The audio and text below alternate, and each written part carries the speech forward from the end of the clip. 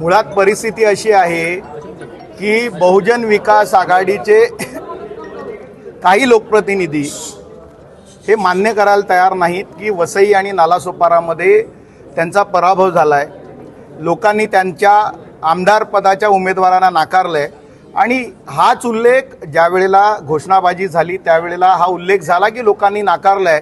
परंतु त्यांना का झोंबलं हे मला कळत नाही. मुळात लोकशाहीमध्ये आम्हालाही वर्षानुवर्ष लोकांनी नाकारलं, आम्ही ते स्वीकारलं आणि आम्ही मोठ्या मनाने पुन्हा एकदा कामाला लागलो. परंतु आजही काही त्यांचे नगरसेवक जे आहेत, काही त्यांचे जे कार्यकर्ते आहेत ते हे सत्यच स्वीकारायला तयार नाहीत आणि त्यामुळे नाकारले हा शब्द कसा वापरला किंवा घरी बसवला हा शब्द कसा वापरला असं करून त्यांनी अत्यंत वाईट पद्धतीने वागायला सुरुवात केली, काही अपशब्द वापरायला सुरुवात केली. त्यामुळे आमचे सुद्धा सदस्य जे होते त्यांनी त्याला प्रत्युत्तर दिलं आणि त्यामुळे त्यानंतर जो काही प्रकार झाला तो आपण सगळ्यांनी बघितला. हा अत्यंत निषेधार्ह.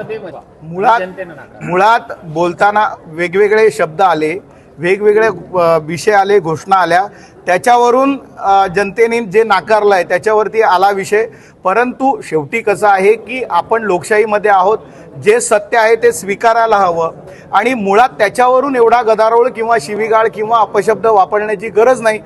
तो जो काही विषय आला, घोषणाबाजी झाली, आमच्याही सदस्यांनी घोषणा दिल्या, त्यांच्याही सदस्यांनी घोषणा दिल्या आणि त्यामुळे बोलताना हा विषय आला.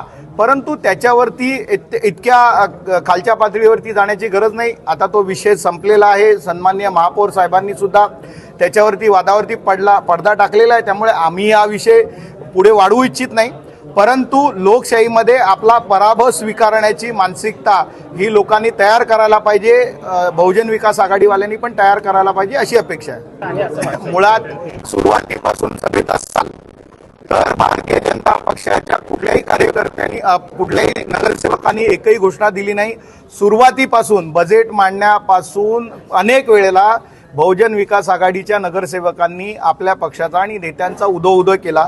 हे 4 ते 5 वेळा घडल्यानंतर ज्या वेळेला बुलेट ट्रेनचा विषय आला त्यावेळेला हा केंद्र सरकारचा प्रोजेक्ट आहे, नरेंद्र मोदीजींचा ड्रीम प्रोजेक्ट आहे आणि त्याचं एक केंद्र किंवा त्याचं एक आपलं स्टेशन हे नालासोपारा पूर्वेला होतंय, त्याला विरार स्टेशन नाव आहे. आणि ते झाल्यानंतर आमच्या कार्यकर्त्यांनी उत्साहामध्ये नरेंद्र मोदीजींच्या म्हणजे देश का नेता कैसा हो, नरेंद्र मोदीजी ऐसा हो आणि भारतीय जनता पार्टी आणि भारत माता की जय या घोषणा दिल्या. याच्यामध्ये कुणालाही डिवचण्याचा, कुणाच्याही विरोधात नव्हता. तुम्ही तुमच्या नेत्यांच्या समर्थनात घोषणा दिल्या, आम्ही शांत राहिलो. मग आमच्या नेत्यांच्या घोषणा दिल्यानंतर तुम्हाला का ते लागावं, झोंबावं?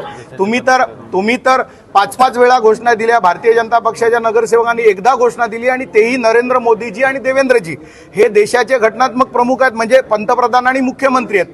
त्यांची जर घोषणा दिली, भारत माता की जय घोषणा दिली, तर तुम्हाला का झोंबावं हा सगळ्यात मोठा प्रश्न होता.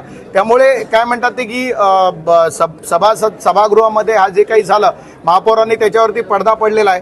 त्यामुळे तो विषय आता संपलेला आहे. आमच्यासाठी महत्त्वाचा विषय जो आहे तो प्रभाग समितीची रचना, ज्या बेकायदेशीरपणे प्रभाग समितीची महापालिकेनी म्हणजे तो तर तुम्ही ऐकलं असेल की शेवटच्या क्षणी म्हणजे ज्या वेळेला प्रस्ताव ठेवला त्यावेळेला सुद्धा सभासदांकडे गोषवारा नव्हता. सभागृह नेत्यांनी प्रस्ताव वाचून दाखवला, त्याच्यानंतर विरोधी पक्ष नेत्यांनी गटनेत्याकडे फक्त ती प्रत दिली. मुळात असं आहे की आपण बघितली रचना तर पूर्वेचा प्रभाग पश्चिमेच्या प्रभाग समितीला आणि एक पश्चिमेचा प्रभाग पूर्वेच्या प्रभाग समितीला, एक अनाकलनीय अशी रचना सगळीकडे झालेली आहे. तुम्ही आपण बघात तर काही ठिकाणी 12 आहेत, काही ठिकाणी 16 आहेत. मला हे कळलंच नाही की विरार पूर्वेचा एक प्रभाग विरार पश्चिमेला आणायचा आणि विरार पश्चिमेचा एक प्रभाग विरार पूर्वेला न्यायचा. म्हणजे 2 प्रभाग समित्यामध्ये सलग विरार पूर्वेचे प्रभाग नाही आहेत. तर एकाच प्रभाग समितीमध्ये विरार पश्चिमेचा एक प्रभाग आहे, दुसऱ्या प्रभाग समितीमध्ये विरार पूर्वेचा एक प्रभाग विरार पश्चिमेला आहे. त्यामुळे अशी चुकीची आणि केवळ राजकीय स्वार्थासाठी जी काही रचना केलेली आहे त्याचा आम्ही पर्यायी ठराव दिला आणि तो ठराव जो आहे तो सुद्धा आम्ही मांडलेला होता.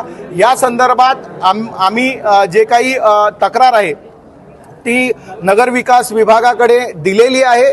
आमची त्या ठिकाणी तक्रार झालेली आहे. येणाऱ्या काळामध्ये त्याच्यावरती कारवाई होईल आणि हा जो काही ठराव केलेला आहे तो विखंडित होईपर्यंत भारतीय जनता पार्टीचा आम्ही पुढील व्हिडिओ पाहण्यासाठी प्रभात समाचार YouTube चॅनलला सबस्क्राईब करा.